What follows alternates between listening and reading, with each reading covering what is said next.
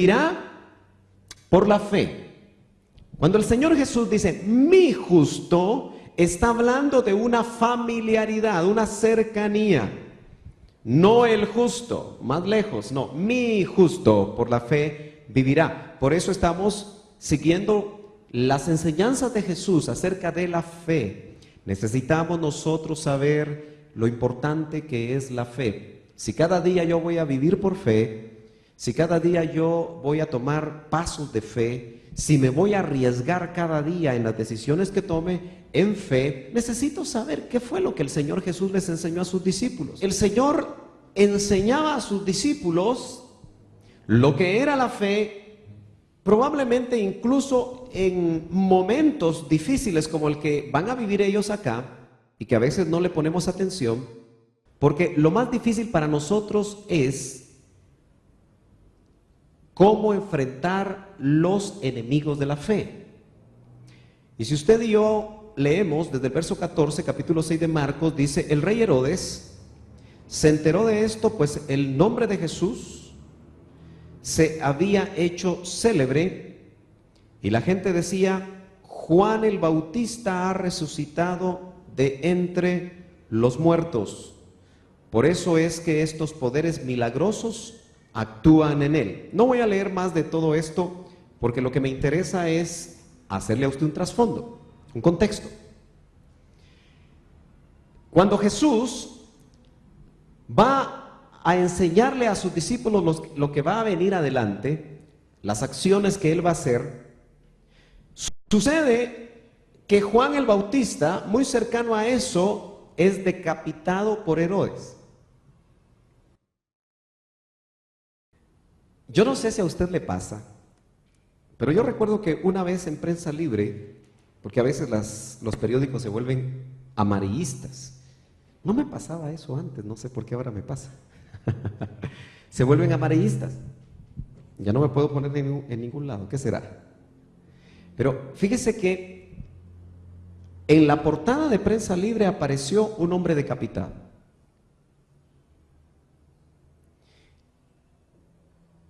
Y yo no sé, pero cuando yo vi eso, por poco me desmayo. Me afectó mucho. Solo pensar en un cuerpo decapitado es algo horroroso, ¿no es cierto? Horrendo, morboso. Es algo que daña. Yo no sé qué me pasó a mí, pero me molestó, me afectó profundamente. Y ahí empecé yo a darme cuenta que a veces tenemos que ser muy cuidadosos que vemos. Y yo no sé si usted cree que hay fotografías como hay imágenes en la televisión, por eso cuidado jóvenes, que impactan más allá de lo que nosotros nos imaginamos. Porque muchos jóvenes, cuando nosotros los padres les decimos, mira, tené cuidado con ver esa película. Ay, papá, dice. Ay, mamá. Si eso es una película, es de mentiritas. Pero ¿sabe usted que hay ciertas películas de terror que han endemoniado personas? ¿Sí? ¿Sabe usted que actores que han filmado películas que tienen que ver con posesiones demoníacas, está comprobado, han tenido posterior a esas filmaciones grandes problemas espirituales? Entonces yo sospecho, porque ese cuerpo decapitado era de un preso que había sido decapitado en una batalla en una cárcel brasileña. Lo triste es que eso ha pasado en Guatemala. Y lo que yo me pongo a pensar es que eso lo que produce es temor. ¿Sí? Los grupos del crimen organizado, las maras, aún el narcotráfico, usted se ha dado cuenta que actualmente están matando con una saña totalmente animal, inhumana, porque quieren provocar temor en los grupos contrarios y quieren provocar temor en las personas en general, en la población.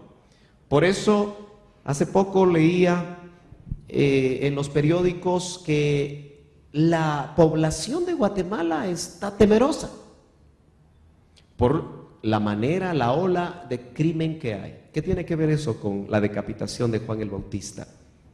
Que los sentimientos humanos no han cambiado. Y los discípulos de Juan, cuando Juan el Bautista fue decapitado, ¿usted cree que ellos hicieron vigilias por Juan el Bautista? ¿Ustedes creen que oraron los discípulos de Juan? ¿Oraría usted por su pastor porque lo van a decapitar? Espero que sí, ¿verdad? Yo creo que los discípulos de Juan, humanamente, y obviamente sabemos que la oración es un recurso ilimitado. Y yo creo que deben haber orado para que lo sacaran de la cárcel. ¿Cuántos de nosotros recuerdan que oramos con fe? Yo creo que lo hicimos cuando el doctor Ríos, nuestro pastor de hace años, estuvo enfermo, se oró mucho. Sin embargo, el plan de Dios fue llevárselo a su presencia.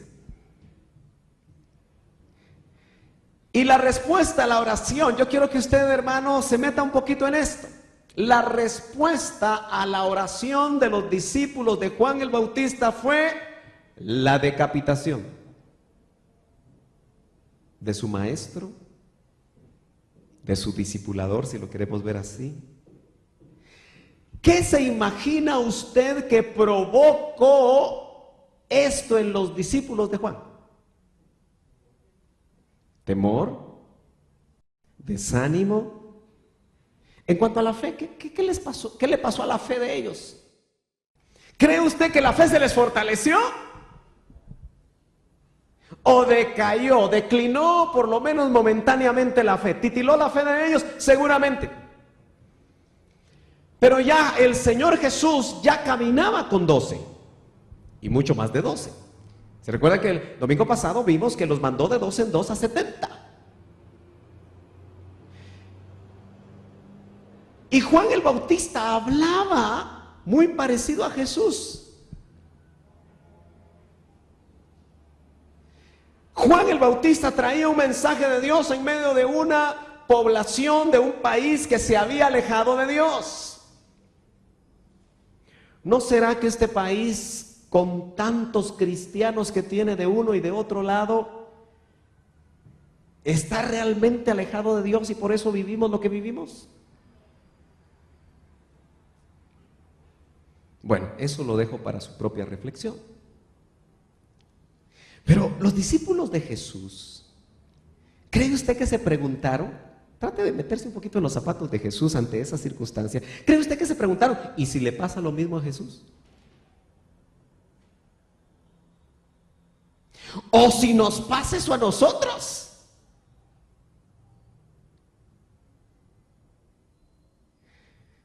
¿Qué se preguntarán aquellos cristianos que todavía viven en países donde son perseguidos por su fe? Cuando miran que se llevaron al vecino que era cristiano, pero a él no lo encontraron. Usted sabe que hay lugares que existe eso actualmente. ¿Qué le hace eso a la fe? Jesús les enseñó en cuanto a la fe, viviendo la fe. No les enseñó la fe a través de solamente conocimientos que se pueden desglosar muy bien y que Jesús, como un excelente maestro, lo podía hacer, sino que les enseñó, hermanos amados, viviendo la fe. Por eso está que yo le pregunto, ¿cómo estaría la fe de los discípulos? Y en medio de eso, como Jesús conocía las necesidades, vemos que se empieza a gestar un tremendo milagro. Ustedes saben que los evangelios, Mateo, Marcos y Lucas, les llaman los evangelios. ¿Cómo les llaman? Sinópticos. Muy bien muchachito.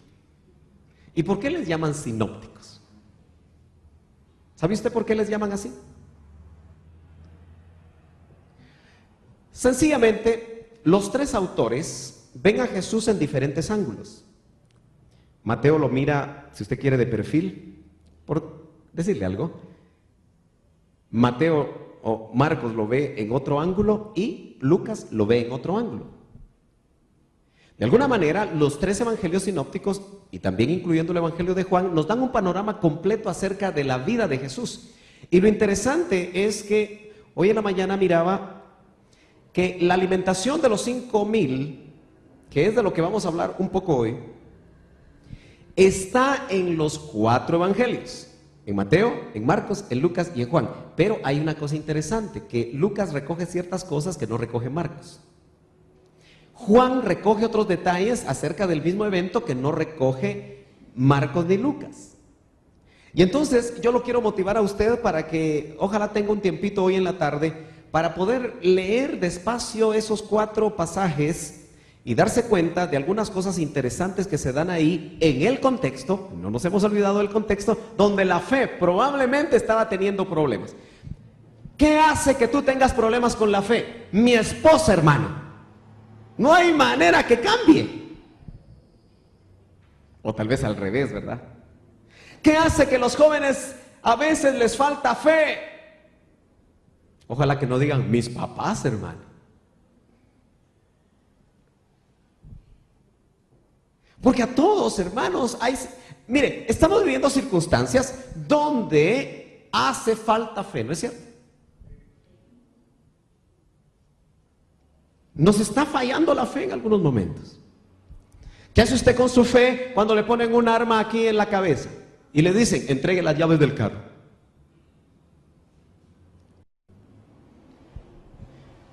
Es probable que en ese momento el Señor le dé mucha paz, porque he oído de muchos testimonios, pero después usted se queda temblando.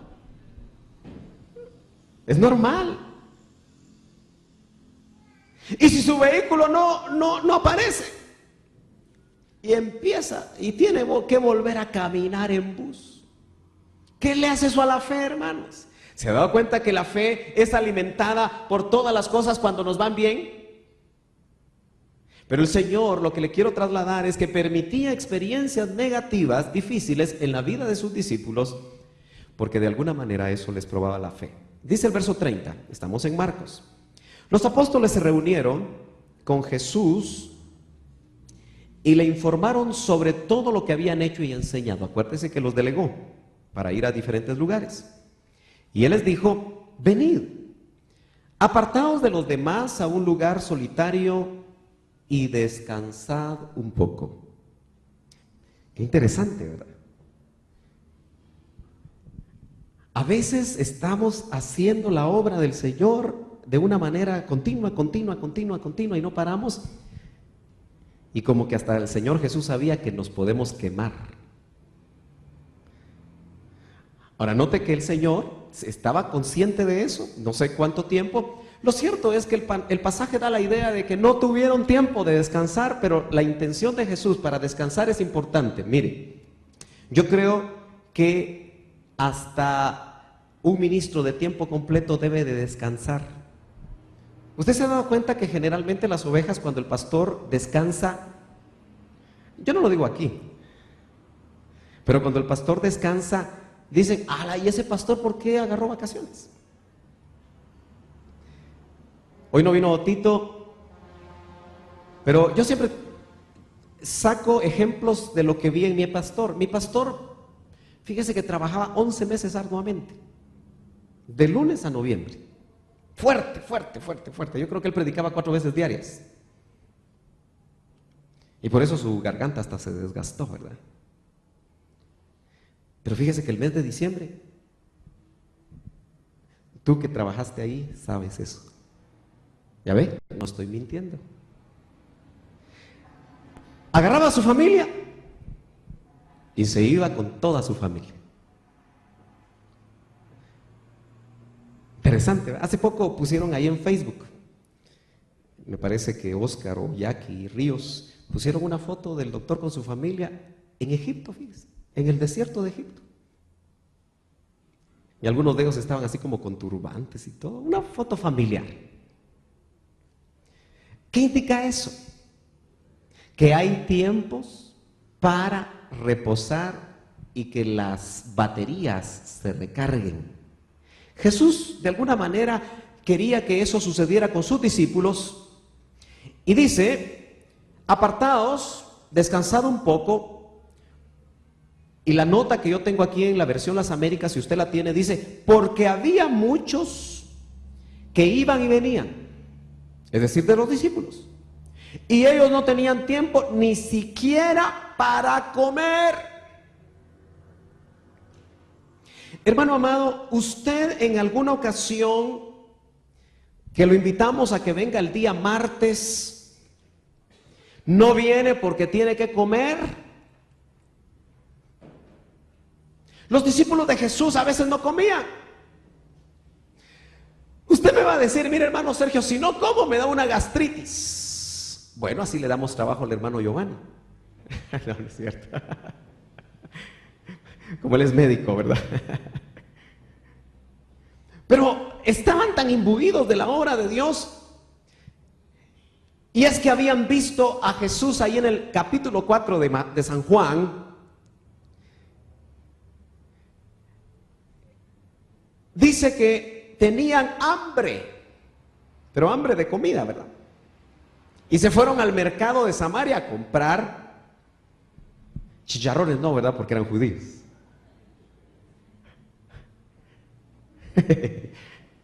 Morcilla tampoco, ¿verdad? Porque estaba prohibido por la ley. No sé qué compraron ahí, tal vez su pescadito asado, ¿verdad? Porque como que era parte de la dieta. Pero Jesús se quedó sentado junto al pozo de Jacob. ¿Se acuerda usted de ese pasaje? Porque yo creo que Jesús sabía que una mujer iba a ir a sacar agua al pozo de Jacob, la samaritana. ¿Se acuerdan? Pero lo que me gusta de ese pasaje es que cuando llegan con los chuchitos, a ver si habían chuchitos ahí, ¿verdad? En Samaria. No, con su pescadito, al Señor Jesús le llevaban su taquito de pescado frito. El Señor Jesús les dijo: mi comida y mi bebida es que yo haga la voluntad de mi Padre. Qué maravilloso, ¿verdad? Si tenían ese discipulador, con razón ellos a veces no comían. Mire, yo a veces cuando vengo los martes no como, le cuento. No me da tiempo. Por eso creo que me salió una pancita que ya se me está yendo otra vez. Porque como a las 11 de la noche llego a comer a la casa. Y usted sabe que cuando uno come tarde, a veces le sale panza. No, no es cierto, ¿verdad? Los médicos recomiendan que uno coma como a las 7, vamos. Así que mejor quédese en ayuno. Mire pues.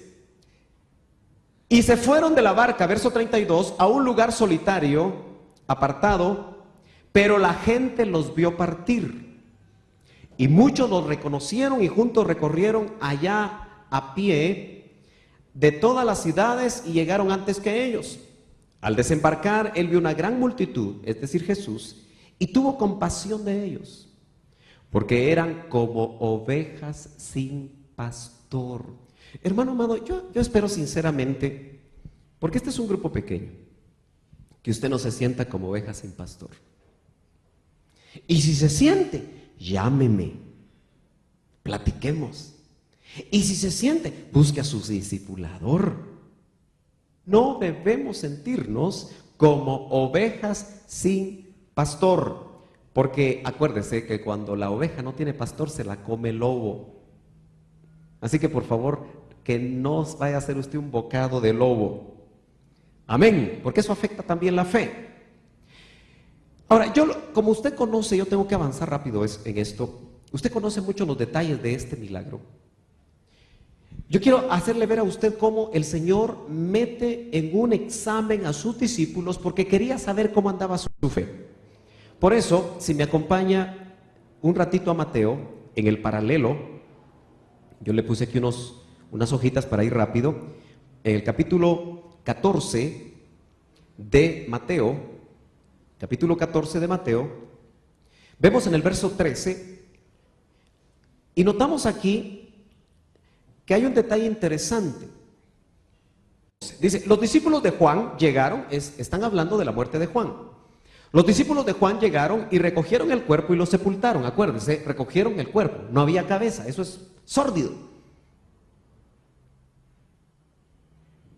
¿Cuántos de ustedes han vestido un cadáver de un familiar? Levánteme la mano. Así, levánteme bien la mano. Levántela bien, Shani. Hace rato, dice. No importa, pero ¿cuántos han tenido esa experiencia? ¿Sí? ¿La han tenido? Ah, bueno, los médicos están acostumbrados. No es muy fácil, ¿verdad? Lo primero que uno siente es lo frío, ¿verdad? Al tocar la mano de alguien. ¿Sí? No es fácil, ¿verdad?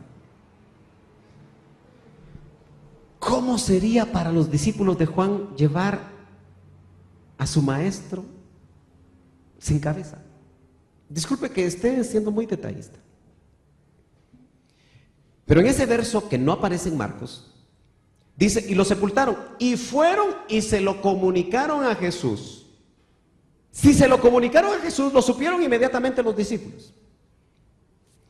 Y entonces vemos que al oírlo Jesús, se retiró de ahí en una barca, solo. Le afectó, ¿verdad? ¿Cuántos saben que Jesús era perfecto hombre? Se retiró en una barca solo. ¿Lo está leyendo? A un lugar desierto. No sabemos qué fue lo que él fue a hablar con su padre. No lo narran acá. Pero seguramente él sabía que el tiempo se estaba acercando para que él también probara la cruz. Y cuando las multitudes lo supieron, le siguieron a pie desde las ciudades. Y al desembarcar vio una gran multitud y tuvo compasión de ellos y sanó a los enfermos. En Marcos, por lo menos en mi versión, no aparece eso. ¿Nota usted cómo los evangelios le van dando a usted una idea más completa del cuadro? Nosotros vemos en Marcos que solamente hace el milagro, pero aquí notamos que él sanó a los enfermos. Eso quiere decir que él como hombre, Hebreos dice, tenemos tal sumo sacerdote que fue probado en todo, aunque en él no hubo pecado. Y si fue probado en todo, ¿usted cree que la fe de Jesús como hombre fue probada? ¿Qué piensa usted? Es que vemos a Jesús como, es que él era el Hijo de Dios, él era Dios, y es cierto, pero también tenemos que verlo como hombre. Fue probado en todo. ¿Qué cree que, usted cree que él podía desanimarse? Mire, Getsemaní nos entrega un cuadro tan tremendo de la humanidad de Jesús, porque dice, mi alma está muy triste. Se entristecía Jesús, lo dice la Biblia, hasta la muerte. Pero algo que yo noto en Jesús como hombre es que a pesar de que él tuvo un momentito en el cual tuvo que ir a su padre, y es lo que nos tenemos que hacer todos los que sabemos que somos hijos de Dios en los momentos difíciles, cuando vio la necesidad, inmediatamente empezó a ministrar. No se puso a decir, es que hoy estoy triste, mataron a Juan. ¿Nota usted que su fe inmediatamente lo metía otra vez en la esfera donde tenía que estar? Eso quiere decir, hermanos amados, que ustedes no me pueden decir, hermano, yo no vengo a esto, no hago aquello, no sé qué y no sé cuándo, porque me está pasando esto. Por favor, empecemos a dejar el síndrome de víctima. No lo podemos hacer. Hay mucha necesidad en nuestras familias. Hay mucha necesidad en este país. Hay mucha necesidad con tus compañeros de trabajo. No puedes llegar todo el tiempo de pico caído a tu trabajo o a tus estudios. Es importante que vayas al secreto de Dios, donde la fe otra vez es robustecida. Amén. Ahora, note usted entonces, aquí vemos que hay una gran necesidad.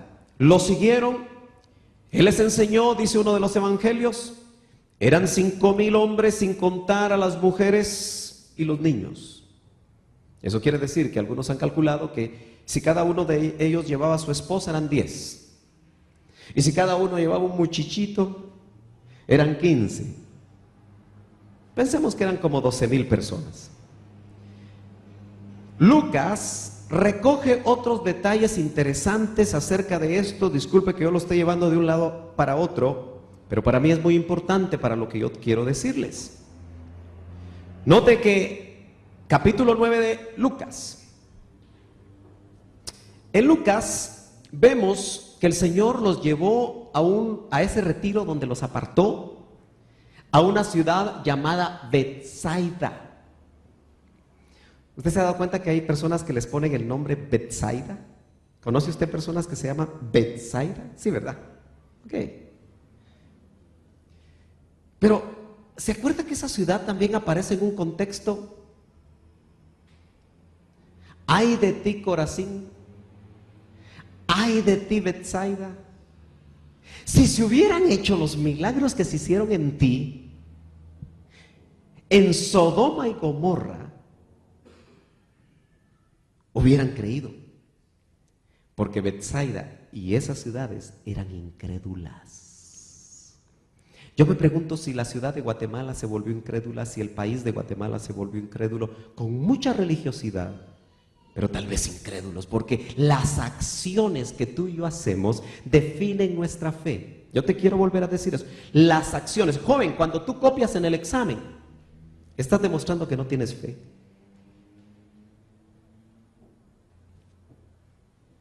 Cuando nosotros para obtener más dinero hacemos negocios ilícitos, estamos demostrando que no creemos que Dios sea proveedor. Porque ¿sabe usted que la fe es la única virtud que nos puede hacer caminar en la senda angosta? Porque la senda angosta, algunos la han dibujado como llena de peñascos y de precipicios y una cosita así donde uno se va agarrando, ¿no es cierto? Se necesita fe para pasar por ahí. Ahora, note entonces que es en un ambiente de incredulidad donde los discípulos van. Una circunstancia como la muerte de Juan el Bautista afectó sus almas. Un ambiente geográfico, porque todos sabemos que hay potestades que se mueven sobre los lugares. Y en esa ciudad había incredulidad. ¿Se acuerda que el domingo pasado el Señor visitó Nazaret, donde tampoco fue profeta en su tierra? Jesús subió al monte y se sentó ahí con sus discípulos. Y mire qué otro detalle interesante nos arroja ahora Juan. Dice, y estaba cerca de la Pascua. Daniel, ¿en qué mes se celebraba la Pascua? ¿No sabes? Charlie, ¿quién sabe dónde se celebraba la Pascua? ¿En qué mes? Marzo, abril. ¿Sabe por qué a mí no se me olvida? Porque yo soy de abril. El mes de Aviv. ¿Sí? Es interesante porque ahora Juan nos da la fecha del evento de la alimentación de los 5 panes. Y tiene, hermano, yo me maravillo cuando veo la exactitud de cómo estos acontecimientos se daban, porque todo tiene una enseñanza maravillosa para nosotros. Acuérdese, mi justo vivirá por la fe. Jerusalén era una ciudad populosa y sus alrededores también. Había sido asolada por el Imperio Romano por mucho tiempo, tenían que haber pagado muchos impuestos. El Imperio Romano era terrible en el cobro de los impuestos y había empobrecido a los habitantes de Jerusalén. Eso quiere decir que esas multitudes, cuando comieron gratis, dijeron, lotería, ya la hicimos, porque encontramos a un hombre que hace la multiplicación de los panes y de los peces. Y usted sabe que muchos ahora se meten a ser cristianos exclusivamente para que el Dios del cristianismo les dé qué comer. No es muy difícil encontrarse con que lo que pasó hace 2000 años sigue pasando ahora. Y estaba cerca la Pascua, la fiesta de los judíos. Entonces Jesús, alzando los ojos y viendo que una gran multitud venía hacia él, dijo: Felipe. Juan ahora nos da los nombres de algunos de los discípulos. En los demás evangelios dice que el Señor a todos los discípulos les dice: denles ustedes de comer. Ahora, ojo, 12,000 gentes hambrientas. No habían desayunado probablemente, no habían almorzado, estaba atardeciendo, ya era hora de la comida. Y entonces es aquí donde el Señor prueba la fe de los discípulos. Yo no sé en qué te están probando la fe. ¿Has venido padeciendo una enfermedad por mucho tiempo? ¿Han pasado circunstancias en tu vida que cambiaron drásticamente tu manera de vivir, tu manera de actuar? Antes contabas con alguien que era muy importante para ti y ahora no lo tienes. Eso prueba la fe. Y entonces el Señor le dice: Felipe, ¿dónde compraremos pan para que coman estos? La pregunta la hace Jesús, si ustedes me están siguiendo. Porque dice, él dijo: Felipe, ¿dónde compraremos pan para que coman estos? No aparece en ningún otro evangelio. Pero decía esto, dice el verso 6, para probarlo, porque él sabía lo que iba a hacer. A veces Jesús va a esperar, antes de actuar en tu vida, qué vas a hacer frente a las circunstancias que te están viniendo. Porque te está probando. Está probando tu fe. Te quiere demostrar hasta dónde caminaste. ¿Y qué es lo que le dice Felipe? ¿Se acuerda que Felipe venía de poner manos? Es que todo hay que verlo en el contexto completo. Y cuando ponía manos, ¿sanaban los enfermos? Felipe era de los que había sido delegados para echar fuera demonios. Pero la fe pudo haberles titilado cuando vieron que Juan el Bautista, que de alguna manera era de su propio equipo, Ishkamik. Y dice, Felipe le respondió, ese era matemático 200 denarios de pan no les bastarán para que cada uno reciba un pedazo. El denario era lo que ganaba una persona, ¿se acuerda? Por su trabajo de un día completo. Así que eran 200 días de trabajo. Yo no sé cómo era el pan, no creo que haya sido caro, porque da la casualidad que en ese tiempo, como era cercana a la Pascua, solo había pan de cebada. Y lo dice Juan. Porque lo primero que se recogía antes de la cosecha del trigo en Israel era la cebada. Y le llamaban el pan del pobre. Eso quiere decir que era más barato. Algunos recordarán cuando compraban con 1 centavo un panito. ¿En qué año fue eso ustedes? Ahora creo que valen 1 quetzal. ¿O cuánto valen los panitos? ¿1 quetzal valen? 30 o 40 len. Los de tienda, 3 por 1 quetzal. Hubo un tiempo en el que costaron 1 quetzalito los panitos. Entonces quiere decir que era tanta la multitud que 200 denarios no alcanzarían. Note que el Señor quería botarles la lógica. Porque Felipe contestó con lógica. La mayoría de nosotros, cuando la fe no se ha robustecido, contestamos con lógica. Los números son lógicos. La matemática es lógica. 1 más 1 es 1. 2 por 2 es 4. Eso no puede funcionar entre nosotros. Yo le voy a decir algo. Muchos de nosotros no hemos hecho ciertas cosas por temor. Porque multiplicamos 2 por 2 son 4. Y en la matemática de Dios puede ser que 2 por 4 sea 10. Porque aquí vamos a ver nosotros que 5 más 2 Fue más de 12,000. ¿Me está siguiendo? Yo quiero que usted vea cómo la fe nos mete en una atmósfera donde la lógica se pierde. La razón ya no ayuda. ¿Sabe por qué yo soy atrevido en hacer estas cosas? Estoy hablando de construcción aquí y ya lo hice en otro lado. Porque no uso mi lógica. Y eso que soy ingeniero. Porque si meto mi cabecita de alfiler, nunca haría nada. ¿Cuánta gente no hace absolutamente nada? Porque siempre está haciendo números. Siempre está haciendo números. Siempre está haciendo números. Siempre está viendo si le alcanza. ¿Aló? Felipe era como nosotros, muy humano.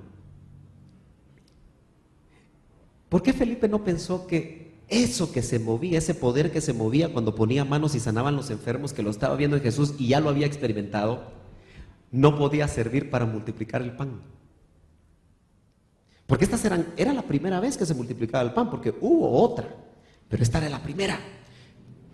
Sigamos en Juan. Dice, uno de sus discípulos, Andrés.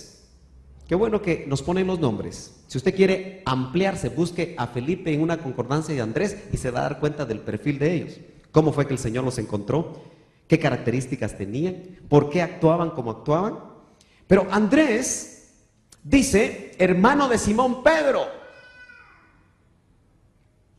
dijo a Jesús, aquí hay un muchacho que tiene 5 panes de cebada y 2 peces. Los panes en ese tiempo, jóvenes, no eran como los de ahora, sino que eran una especie de tortas redondas, algo grandes. Y ese muchachito me imagino que tenía unos sus 14 años cuando los patojos como reman, ¿verdad? Va de darle que las mamás no saben ni qué hacer porque se comen como 5 quetzales de pan.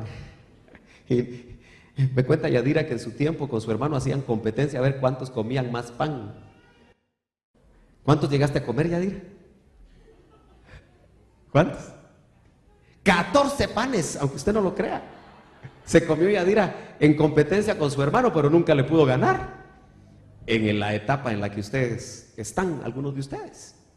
Hoy las chicas no comen pan porque es carbohidrato.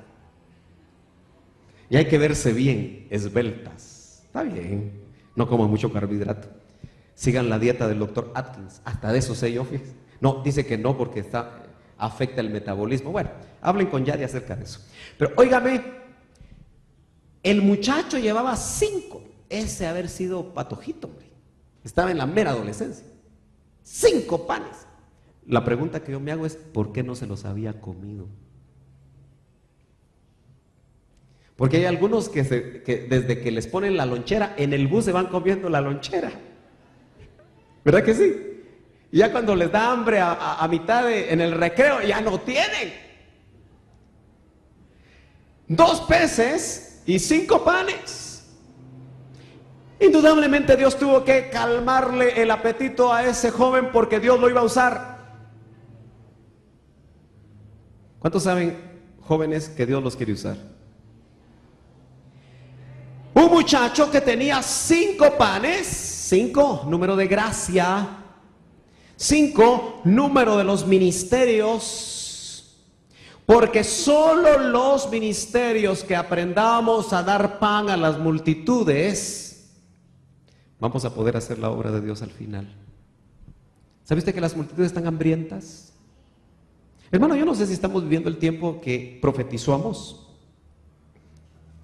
Porque Amós dice, vendrán tiempos en los que tendréis hambre, pero hambre no de pan, sino de palabra de Dios.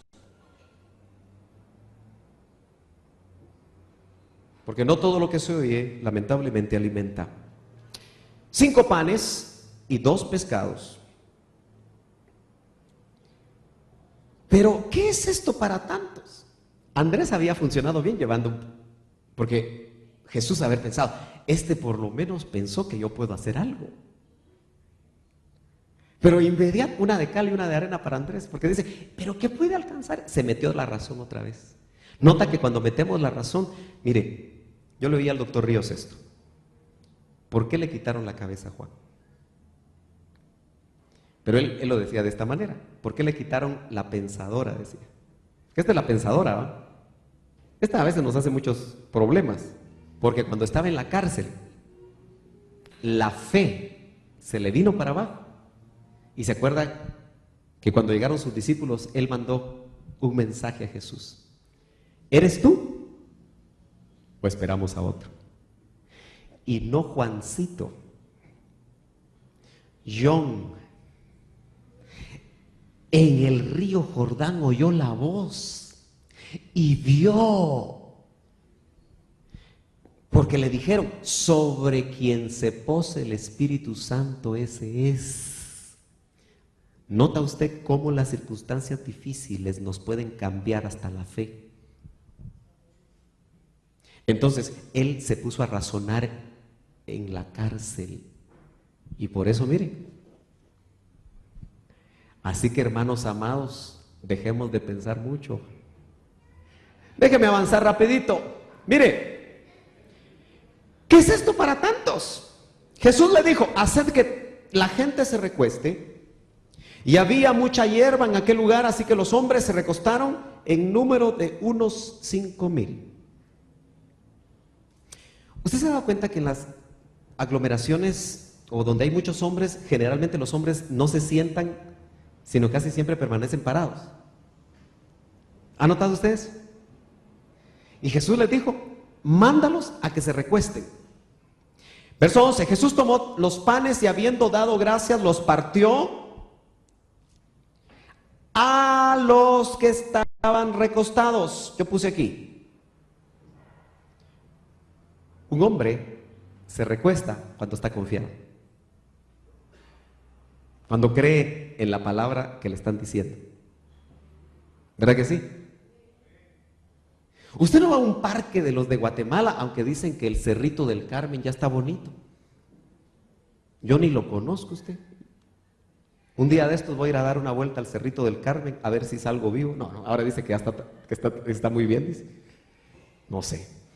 Pero usted sabe que uno no tiene confianza ni de caminar por la calle, mucho menos de recostarse, ¿verdad? Eso era un campo traviesa. Y ahí los hombres se recostaron, hermano, solo el que confía, varones amados. Solo el que deja de razonar y se recuesta en Jesús va a obtener los milagros. Mire, las úlceras de los hombres. Es tremendo darse cuenta, pero es llamativo que le dan más derrames cerebrales a los hombres. Lo que he visto es que son más hombres los que les dan derrames que mujeres, no sé. Pero ¿se ha dado cuenta usted que antes le daba un derrame cerebral a alguien de 80 años, de 70 años? Ahora le dan derrames cerebrales a la gente de 50. O menos tal vez. ¿Por qué? Porque el hombre está con toda la carga que lleva de su casa. Hoy más que nunca necesitamos nosotros las cabezas venir a orar para recostarnos en Jesús y que Él haga la obra. Es interesante. Cuando se saciaron, ahora, un detalle, ¿cómo sería? Mire, yo he visto y leído muchos comentarios acerca del milagro. Porque el Señor dice que alzó los ojos y partió el pan. Eran 5, ¿no? Pero yo no sé si partió los 5, ¿no lo dice? No sé qué era lo que pasaba. Algunos dicen que cuando Él partía el pan, automáticamente el que tenía en la mano crecía. No lo sé. ¿Cómo se imagina usted que fue? Pero tuvo que haber pasado algo que miraban los cercanos. Oí otra cosa muy importante que me gusta. No lo dice la Biblia, no lo podemos poner en el canon. Pero dice que él partió el pan y el pedazo que le daba, porque ¿quiénes repartieron el pan? Los discípulos. Porque eran los discípulos los que no tenían fe. ¿Sí o no? Y entonces dicen que, usted medítelo, que cuando le daba el pedazo de pan y venía y se lo daba a la persona, él miraba cómo el pan crecía delante de sus ojos, el discípulo. Y entonces le podía dar a otro y volvía a crecer. Y le volvía a dar a otro y volvía a crecer. Porque ¿acaso Jesús necesitaba la fe? Eran los discípulos. Porque ellos tuvieron que ver la sobrenaturalidad, porque eran ellos los que repartían. Por eso me gusta esa interpretación. Somos nosotros, hermanos, los que necesitamos ver la sobrenaturalidad. Jóvenes amados, que los tengo juntitos ahí, cómo se ven de bien, aunque platiquen. Ustedes necesitan ver a un Cristo vivo, cuyos milagros se vean a sus propios ojos. Si no vemos las señales, si no vemos los milagros, si no experimentamos a un Dios todopoderoso, si no le creemos a ese Dios todopoderoso, lo que tenemos es religión. Nada más. Usted se imagina, hermano, lo que aconteció en el corazón de estas personas cuando vieron. Yo no sé si se enteraron, porque la multitud no se enteran. Lo que sí hacían es que comían y comían y comían y comían y comían. ¿Usted cree que ese Jesús, Cristo, nuestro Señor Jesucristo, porque está resucitado, no nos puede proveer? ¿Por qué no nos preparamos para creerle a Dios en los momentos de necesidad económica? ¿Cuántos supieron de aquellos que tenían un tambo de gas que les duraba 3 meses? ¿Cuántos han visto eso? ¿Y por qué no volverlo a ver? Tanques de gasolina que o se estiraba la gasolina, yo no sé qué pasaba con la gasolina y no se terminaba. ¿Usted cree que ese Dios es... nota que no permitimos que Dios haga esos milagros porque no creemos que los 5 panecitos que tenemos y los 2 pececitos alcancen? Note entonces que lo que nosotros tenemos, por poco que sea, el Señor lo puede multiplicar en todos los ámbitos. Si tu fe es tan chiquita como esos panes en relación a todo lo que tienes que hacer, confía. Estos principios nos sirven a nosotros para poder estar confiados en que va a haber alimento. Hermano amado, alguien a mí me enseñó y yo lo aprendí muy bien, porque hay cosas que hay que aprender y que se deben ir en la vida. Pero yo a cualquier casa que me invitan a comer, y usted lo va a experimentar si me invita. ¿Sabe qué es lo que yo oro? Señor, que esta mesa siempre esté abundada. Yo oro con fe acerca de eso. ¿Por qué no vamos a creer que nuestra mesa va a estar abundada? Nota que, aunque la fe de los discípulos estaba baja por los acontecimientos, como puede estar baja en ti por los acontecimientos, grandes milagros estaban por suceder en la vida de los discípulos, en la vida de las personas. Y yo creo que también, hermano, grandes milagros pueden empezar a darse en nuestras vidas en la medida que nosotros le creamos a Él. Yo voy terminando. La gente, verso 14, capítulo 6 de Juan, la gente entonces al ver la señal que Jesús había hecho decía: verdaderamente este es el profeta que había de venir al mundo. Por lo que Jesús, dándose cuenta de que iban a venir y llevárselo por la fuerza para hacerle rey, se retiró otra vez al monte, él solo. Yo puse ahí la actitud de un verdadero siervo. es que cuando por la fe el Señor opera maravillas, opera señales, el verdadero siervo se esconde. ¿Quiere usted saber si los movimientos actuales de señales son o no confiables? Chequee aquellos instrumentos que están haciendo señales y maravillas si se esconden.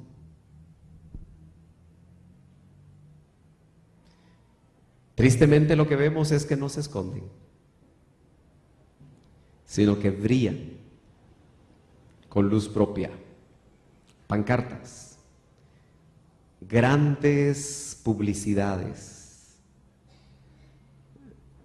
A veces esos movimientos pueden ser interceptados en el camino por otro tipo de espíritus. ¿Me permite 5 minutos? Verso 16. Al atardecer sus discípulos descendieron al mar. Acuérdense, él se fue solo al monte.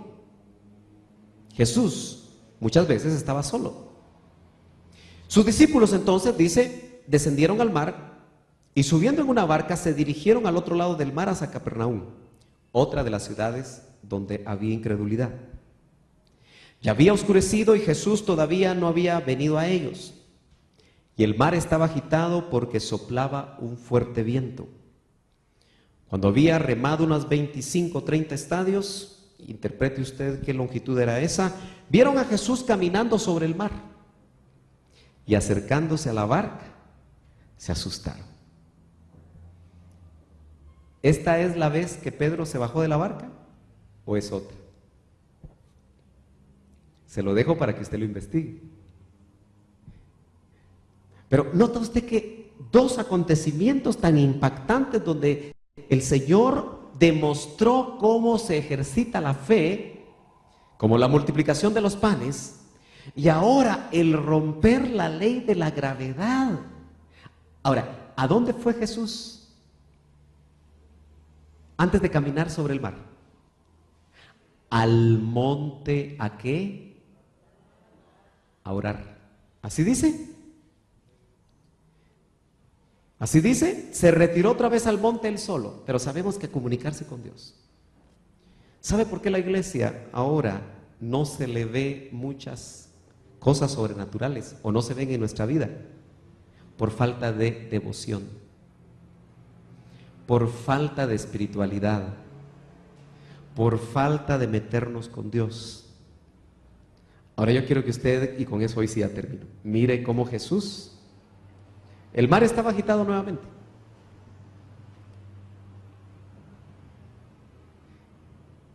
Y lo vieron caminando sobre el mar. Y cuando querían que él subiera a la barca, dice que llegaron al otro lado.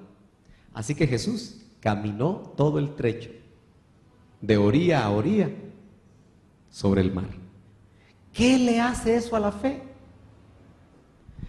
Le inyecta un tremendo reconstituyente a nuestra fe.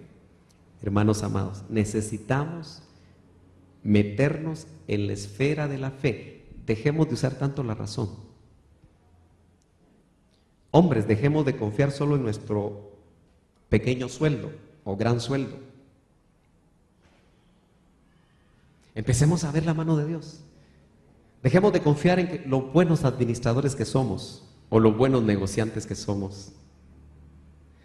Y empecemos a usar la fe en acción. Y no solo nosotros, sino nuestros hijos, nuestras generaciones verán que la fe, mi justo vivirá por la fe. Fe para que haya alimento en la casa. Fe para que haya vestido.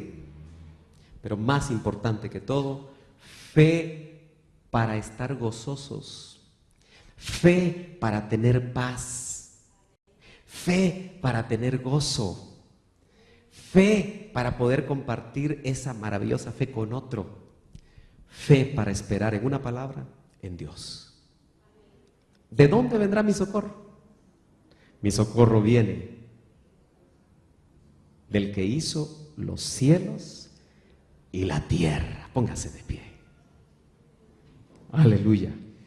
Los que están empezando una carrera universitaria necesitan fe para creer que van a llegar a la meta. Los que están a punto de graduarse necesitan fe para creer que van a encontrar un buen trabajo.